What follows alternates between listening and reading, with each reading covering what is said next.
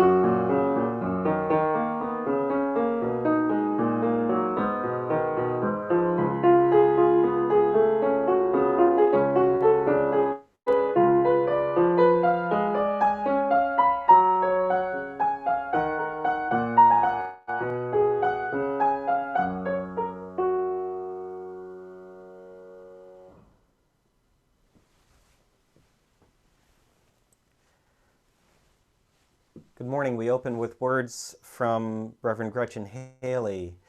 There is enough space between us to hold all that you are carrying, all that you've been waking, wondering, or wearing out with confusion or attempts to control, trying to find some sense of normal.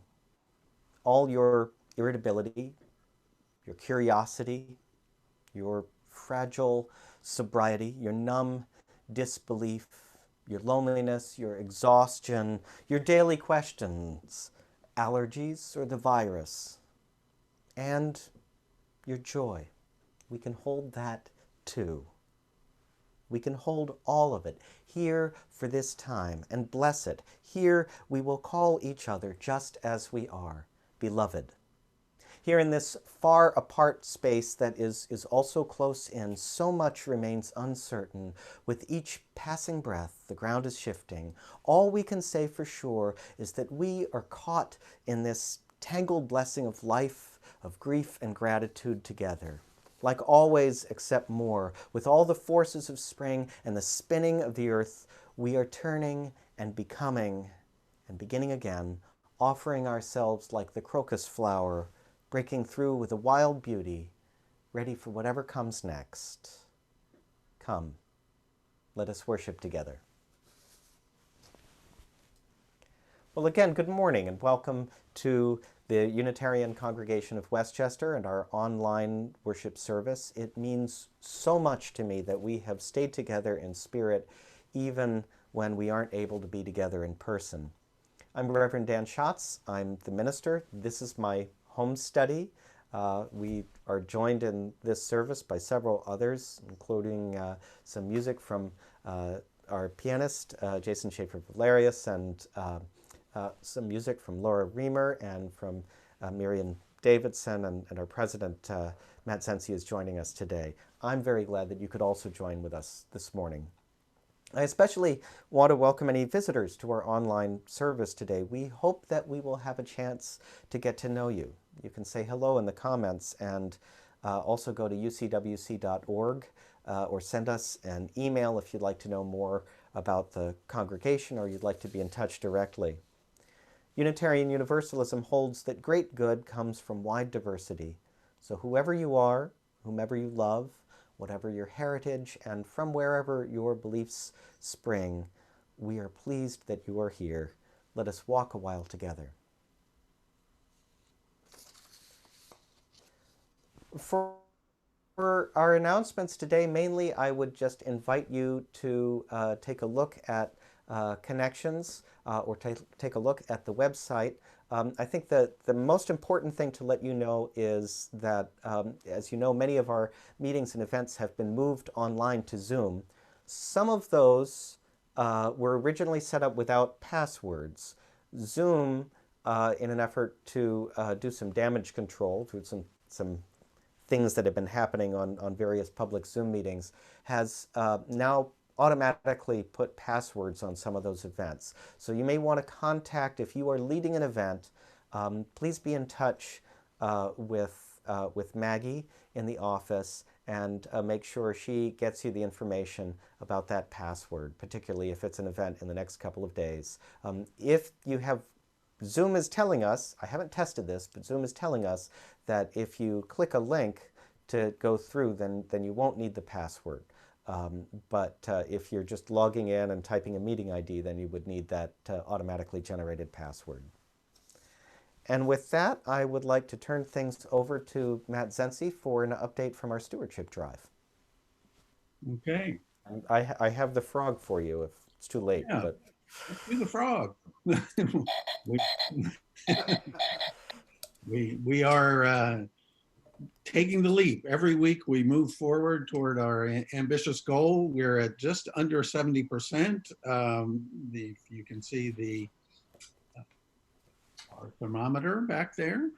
We have 91 pledges in, and remarkably, given the circumstances that we're facing, that's actually more pledges came in this week than last week. So the generosity and the commitment of the members of our faith community here is incredibly impressive. And we're really glad to see that people recognize the value of what we're offering here in this time of great uncertainty, because the one thing you can be sure of is that we here at the Unitarian Congregation of Westchester will be here for you, regardless of what's coming.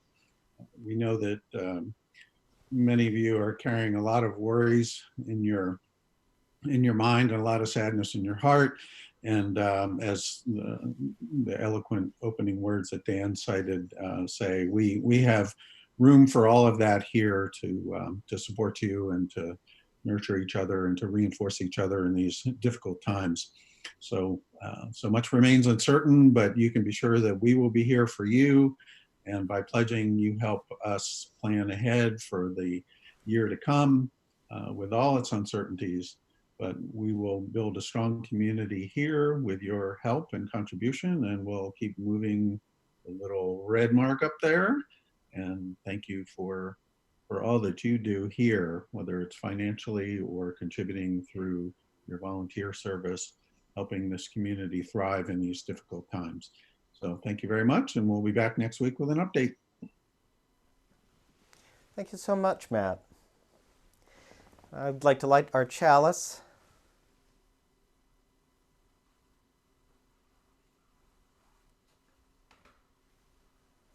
Whenever people gather in common, Whenever people gather in common purpose, there is hope and there is light. From many homes we have gathered. May the chalice be a beacon as we find our way forward.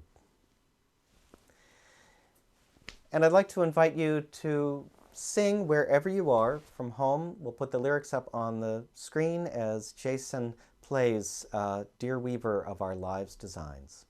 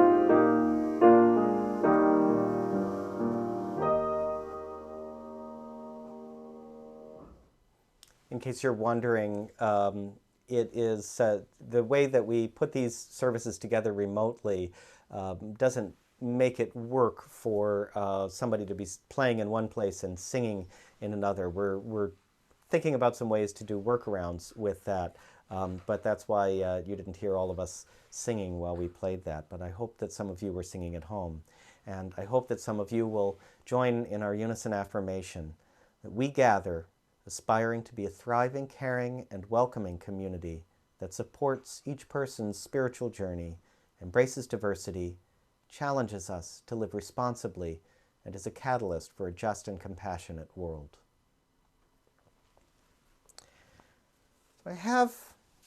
Seems to have changed a great deal in the past month or so.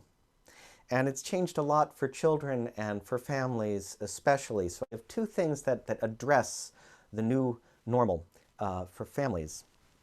And the first is this book by Michael Ian Black called I'm Bored.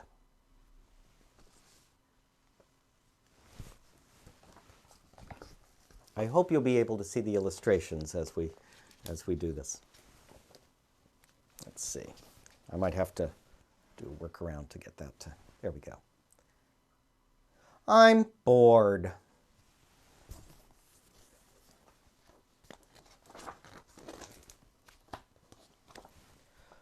Bored. Blah.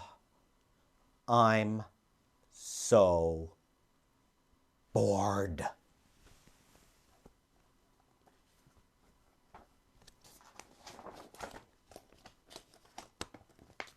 Hey, a potato. A potato? What am I supposed to do with a potato? Ow! And the potato says, I'm bored.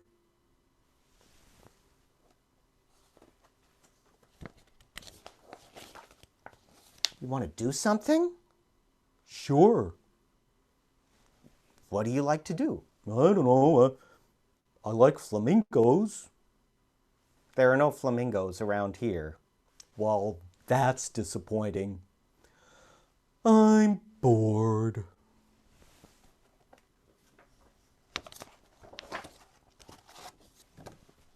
How can a potato be bored?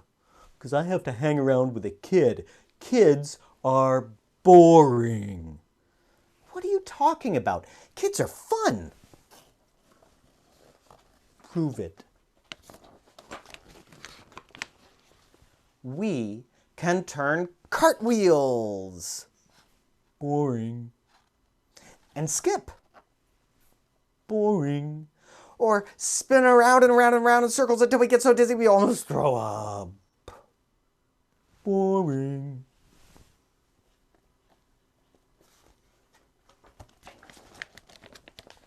Kids can play games and do ninja kicks. Boring, boring. And walk on our hands. See? Boring.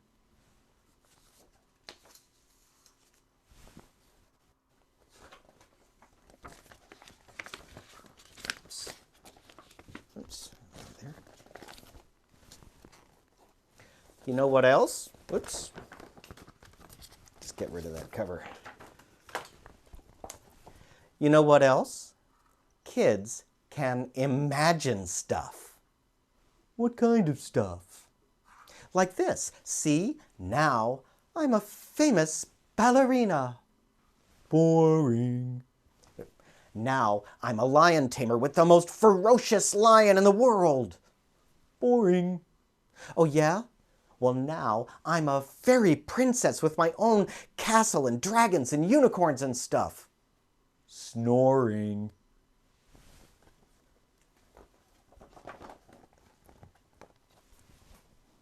Oops. Kids can swing. Boring. Kids can jump. Boring. Kids can fly. Boring.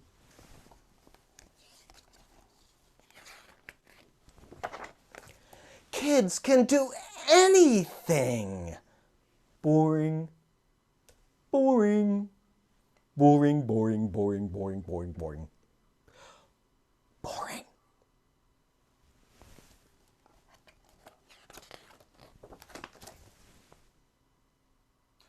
Boring.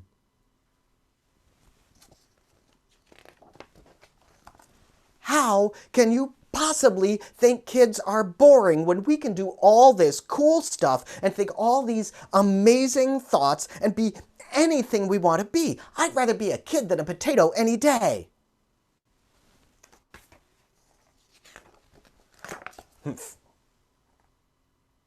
Hey, a flamingo. Now we can finally have some fun.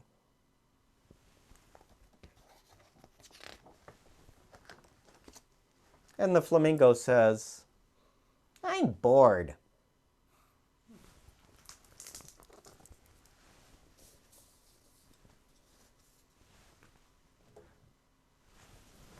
So the other thing I wanted to share with you was a little song, which I think is an important song for all kids everywhere and an important message, especially in times like these. Be kind to your parents, though they don't deserve it.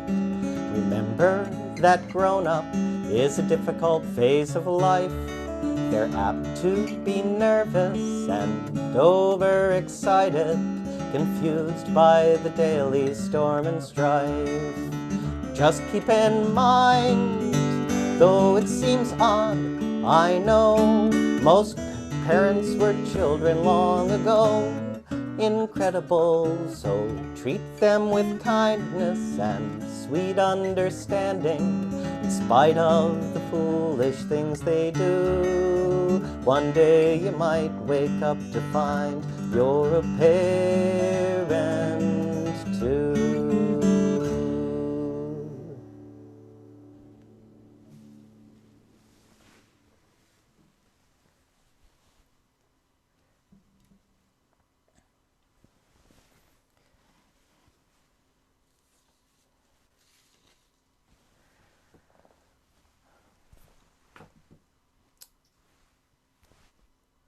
Those of us who work for and volunteer for and lead our congregation have done everything that we can do to hold the congregation together in terms of community.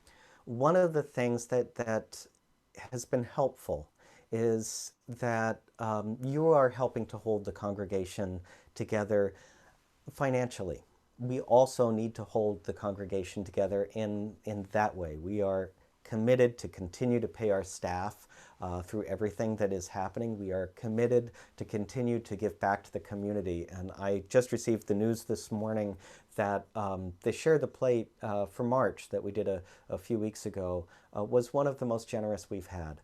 And people had to mail in checks for that. And we are overwhelmed by how giving people have been. So we've come up with a few ways to donate online or by text, although you could still mail a check. Those will come up in a couple minutes. I hope people will sign up for these services or consider sending a check or adding in to what you pay for a pledge each month, what you would have put in the baskets. We depend on our members to allow us to continue to be the community that we are. And as always, if you are one of the people who has been hard hit by this crisis, please reach out to me. We have a minister's discretionary fund. It's confidential and it's set up exactly to help one another in these kinds of times. For our offering today, again, you can give online or text or send a check, and as Jason plays, there'll be some information on how to do that. Thank you for your generosity in every form, and we will now receive the morning offering.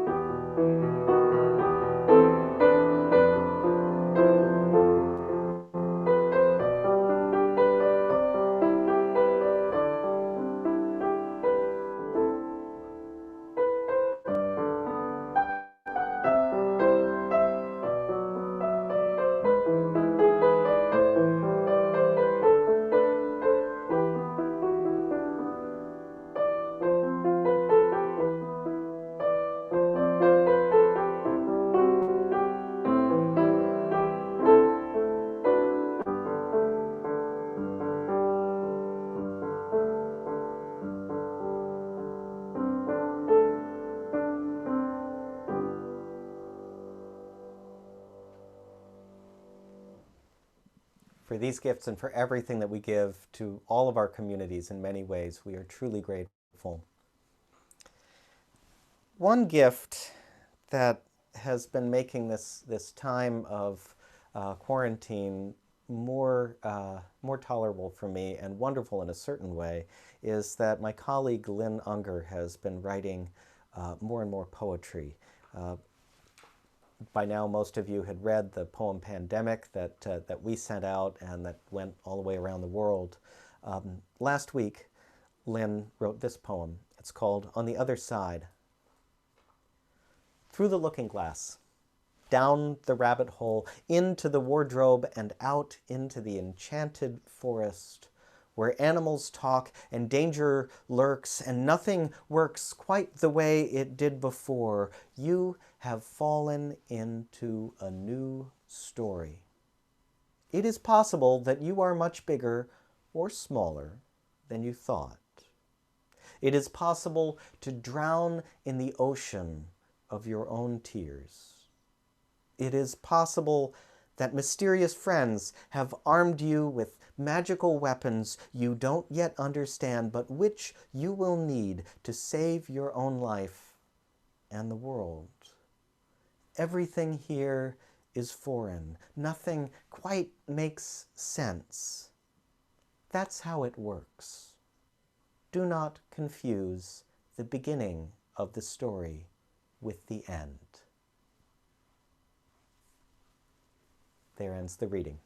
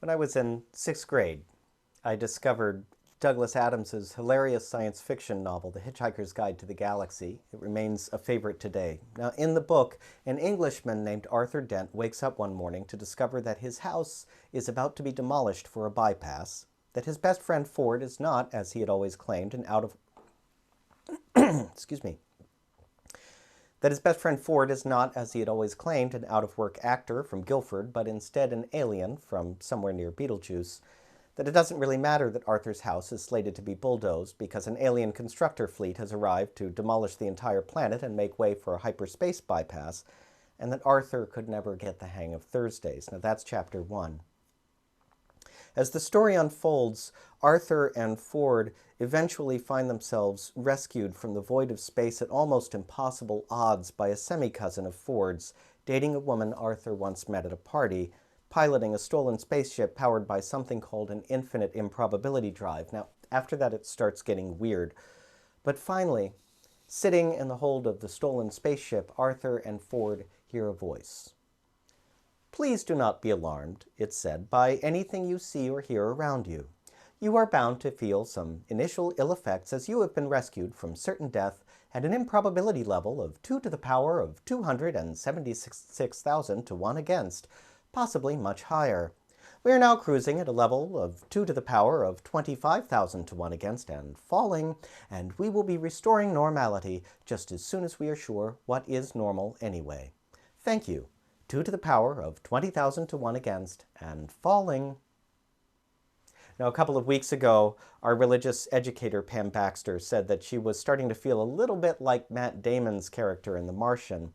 I've started to feel like Arthur Dent.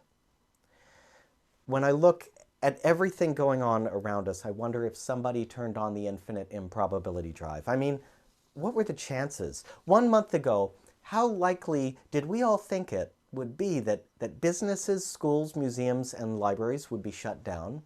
The government would tell us not to get closer than 6 feet to each other. People from Pennsylvania would not be allowed to buy groceries in Delaware, and we'd all be pretty much good with that. What were the chances that thousands of congregations around the world would suddenly be trying to learn how to hold services live streamed from people's houses, with all of the bumps and the hiccups that entails? And literally, after I first drafted this paragraph, I had to change it 3 times because it kept getting weirder. Yesterday, I bought my vegetables at the grower's market wearing a mask made out of a bandana and some hairbands. You tell me that's not improbable. It's temporary. We won't be stuck in our houses and apartments forever. Our congregation will meet in person again, and I'm hoping it won't be too late for a flower service on that day. And then we can return to normal as soon as we figure out what normal is anyway. That's never been an easy question for me. I'm the minister of a Unitarian Universalist congregation. In my spare time, I'm a folk musician. Even on the best of days, normal is generally something that happens to other people. Or is it? What is normal anyway? And how do we find normality when right here, right now, it feels like the world is ending, or at least the world as it was? I wonder if we sometimes think of normal, I wonder if what we think of as normal is an illusion. Things always change. Sometimes we come face to face with that reality more suddenly and more radically than others, but normal is never the same as time passes. I mean, when you were a baby, what was normal to you? How had that changed by the time you were 11 or 17 or 36 or 56 or 90? Sometimes the changes come slowly, and sometimes they come all at once. The first time a parent leaves a child at school or daycare, there might be tears from both the child and the parent. It's hard to let go of that constant, almost literal attachment to which we have become accustomed. But over time, the tears pass, and we get through it, and we're fine. We come to a new kind of normal. All of us have to go through some version of that to grow up, but it still hurts the first few times. Buddhism teaches that the root of our suffering is attachments, and that makes sense to me because what so many of us are attached to is the familiar. We suffer when we try to hold on to the moment that has already passed. That could be a tragedy. It could even be something we're celebrating, but which still requires us to let go, to change, to reorder our world. I see it when people retire sometimes. It can be hard to find our place when we're so used to thinking of ourselves as what we do for a living. The same thing happened to me when I left graduate school. For 26 years, I had been a student, and all of a sudden, I had to find my way in a world without campus organizations and without essays and seminars and lectures. In my first 2 years of ministry, I footnoted all of my sermons. I just couldn't let go of that academic mindset. I was suddenly in a different world, and I had to figure out what normal was. And gradually, I found my normal. I made my normal for a time. Then we had a baby, and normal changed again. Sometimes the changes aren't so predictable. Maybe someone we love receives a devastating diagnosis, or maybe we have. And our personal world turns around on itself so that our concerns from yesterday have nothing to do with today. I imagine it's very much like that for those suffering from the most severe cases of COVID-19. Normal can change very quickly. But I've also seen the ways that people make it through those sudden changes. I've seen families become comfortable in hospitals, and now I see families learning how to connect without being able to be physically present in the hospitals. I've seen grieving parents find ways to honor their children, never letting go of the love or the sorrow, but creating something good from it. I remember at our congregation when we put out the T-shirt memorial to victims of gun violence. Some of you remember that. I remember posing with the mother of a child who had been killed in Westchester by gun violence only a few weeks earlier, while Diane Herron took a photograph. And I made some comment about not wanting to smile for the picture on such a solemn occasion, but the young man's mother said, "It's okay." She said, "We can smile." She said, "We're doing something positive now." There's a beautiful poem by the Muskogee poet Joy Harjo about all of the ends of the world. Those moments in Western history when so many people said the world is ending, nothing will ever be the same. Some of those moments were catastrophes. Some of them were triumphs, but each event marked an end of the world. In her poem, the native women of the Americas sit together and look through a kitchen window, watching all of these moments as they're happening. They watch as the wars come. They watch as the Japanese attack Pearl Harbor. They watch as Neil Armstrong walks on the moon. They watch as 2 towers fall. They watch as political corruption takes over. Each time, the world has ended. But through it all, she said, we changed diapers and fed the babies. We saw through the branches of the knowledgeable tree, through the snags of the stars, through the sun and storms, from our knees, as we bathed and washed the floors. And then she says, it was over. But then there were the seeds to plant, and the babies who needed milk and comforting, and someone picked up a guitar or ukulele from the rubble and began to sing about the light flutter, the kick beneath the skin of the earth. We felt there, beneath us, a warm animal, a song born between the legs of her, a poem. The Jewish festival of Passover, which begins this week, centers around such a moment. The Hebrew people suffered under Egyptian rule, but there was a kind of familiarity to their suffering. The first time Moses told them about their upcoming liberation, they refused to believe him. And when they did leave, they doubted him at every turn. There was no such thing as normal anymore. But normal changes. An entire generation was born, lived, and grew old while the Hebrew people wandered through the desert. And at first, they hated it. They wanted normal back, no matter how awful it was. If only, they said, we had died in Egypt, at least then we would have had bread.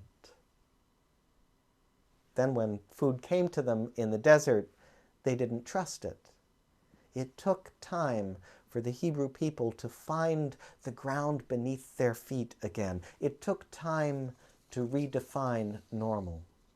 And in a way, that's what the whole story of the Exodus is about. During all that time in the desert, the people learned a new way of being. They made laws, or depending on your theology, they received laws. They formed a priesthood. They developed new ethics, new mythologies, new ways of organizing themselves, face to face with something no experience had prepared them for. Gradually, sometimes reluctantly, they created a new definition of normality. When the people left Egypt, they were Hebrews. When they arrived in Judah, they were Jews. And then it all changed again. And again, the world ended, and the people had to adjust, and the world began anew. When the world shifts, it feels like nothing will ever be the same. Right now, it feels like nothing will ever be the same. But after a while, some things begin to settle.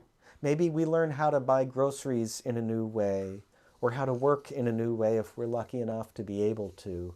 We learn to ask for help when we need it, whether it's from a friend or from a neighbor or from the congregation. We get a little used to things, just enough, so that we start to notice what hasn't changed. Then there were the seeds to plant, and the babies who needed milk and comforting, and someone picked up a guitar or ukulele from the rubble and began to sing. We still feed the babies in all their exhausting delight. We still listen to music or sing or play an instrument or journal or make art or plant seeds. We still celebrate the nesting birds and the greening trees and the garter snakes waking up from their winter hibernation. Well, some of us celebrate the snakes. We still love each other and give to each other and laugh and talk about ordinary things or momentous decisions. We still make dinner as the sun begins to set. And whatever our circumstances, we still are. And that itself is holy.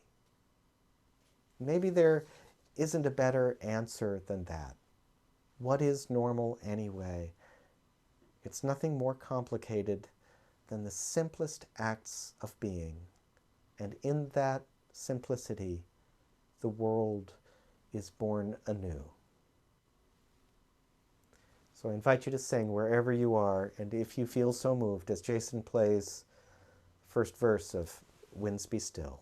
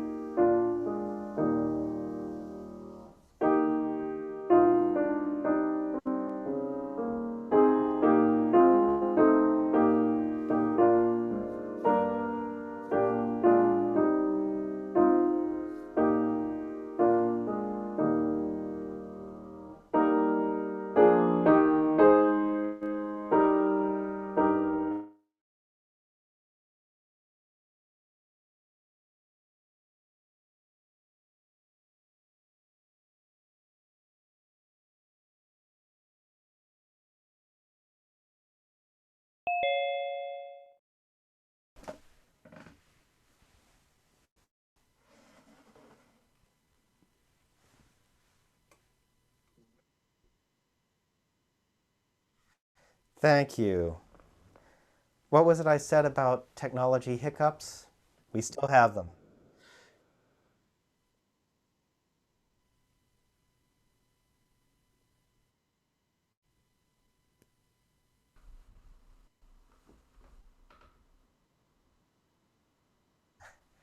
So what was it we said about technological hiccups? We still have them. Thank you for your patience. So in our congregation, we share joys and sorrows by lighting candles in our service and reading the cards that have been written. For this service, members emailed what's on their hearts. So we light a candle.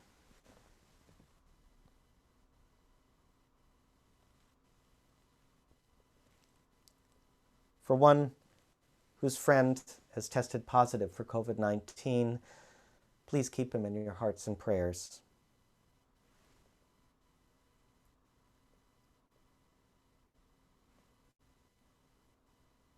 For one whose sister's wedding in May had to be canceled and all their future plans put on hold.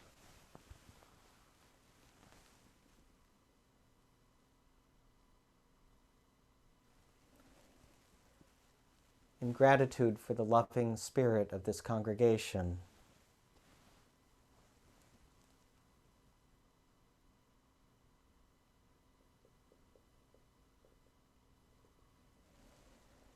And as always, we light one candle for those joys and sorrows which remain unspoken. And again, as Jason plays, you can sing.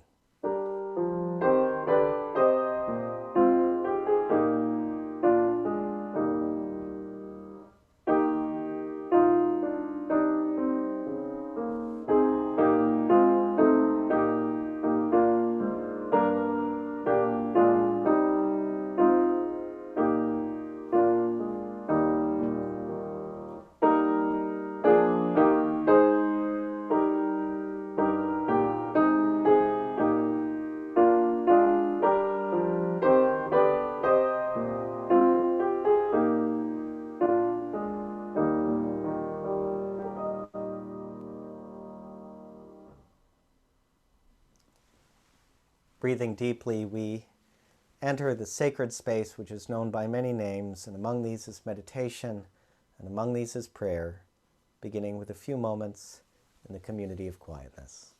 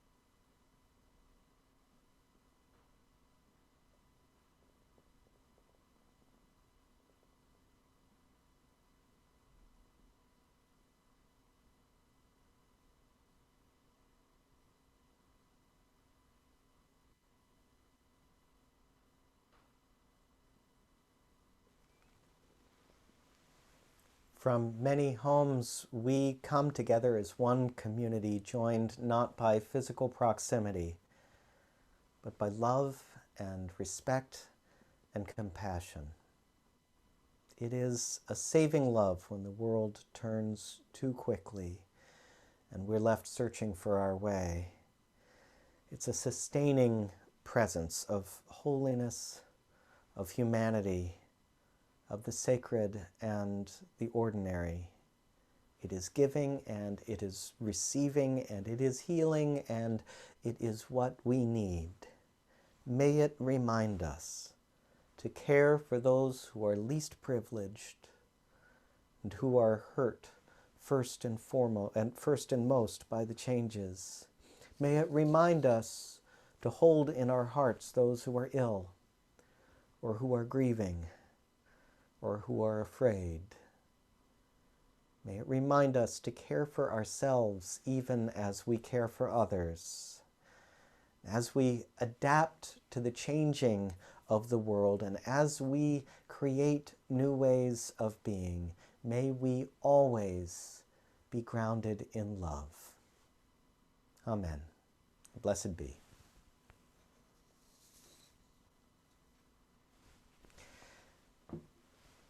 And this time we get to actually have Miriam sing, as Miriam will lead us in building a new way.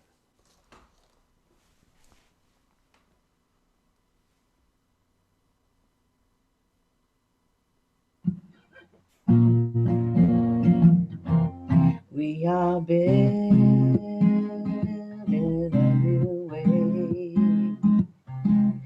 We are building a new way.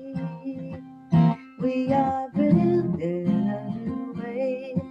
Feeling stronger every day. We are building a new way. We are working to be free. We are working to be free. We are working to be free. Hate and greed and jealousy. We are working to be free. We can feed our every need. We can feed our every need.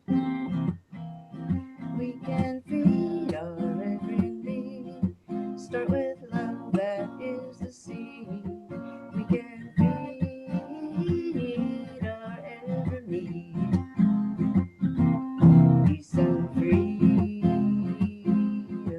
is our cry.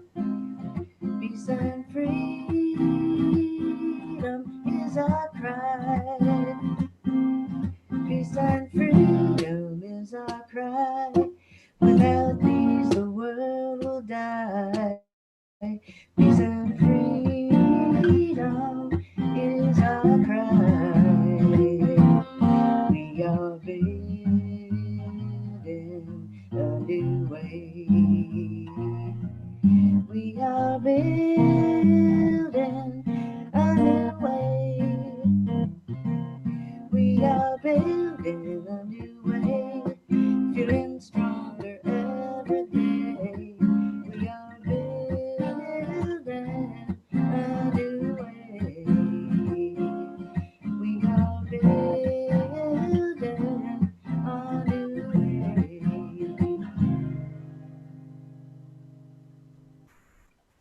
Look no further than the ground beneath your feet. With others by your side, you will find the way. Go in peace.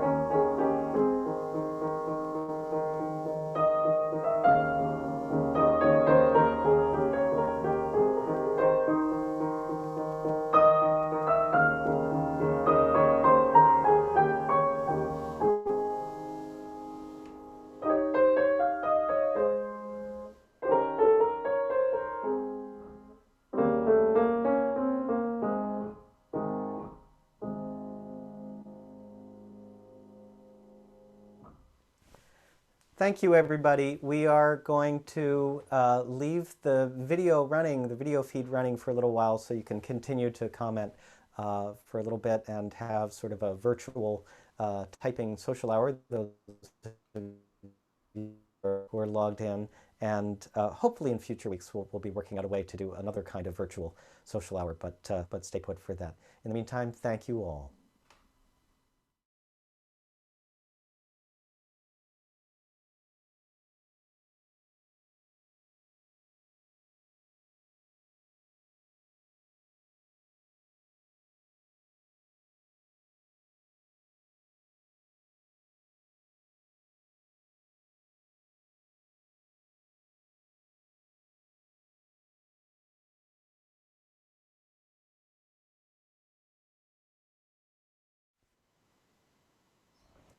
Yeah, yeah, wow.